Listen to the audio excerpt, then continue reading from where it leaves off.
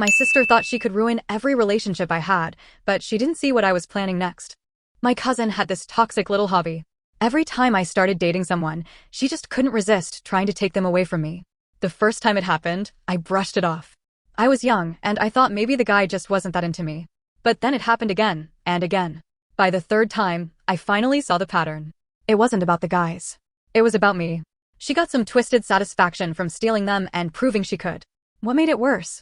My family didn't stop her. They laughed it off like it was harmless drama. That's just how she is, they'd say. Meanwhile, I was left humiliated while she smirked like she had won. Eventually, I decided I wouldn't let her win anymore. So when I finally met a guy who seemed different, kind, loyal, and genuinely interested in me, I braced myself. I told him everything about my cousin, and he just smiled and said, "Don't worry, I've got you." But I knew my cousin. She wasn't going to back down without a fight.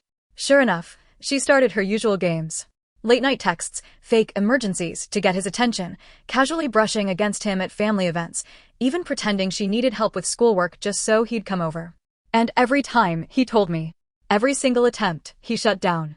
But instead of stopping, she only got more desperate. The breaking point came at a huge family dinner. We were all sitting together, and she decided to make her boldest move yet. She leaned across the table, smiled at him, and said loudly enough for everyone to hear, "You know you'd be happier with me, right?" The entire room froze. My heart sank because I thought, this is it.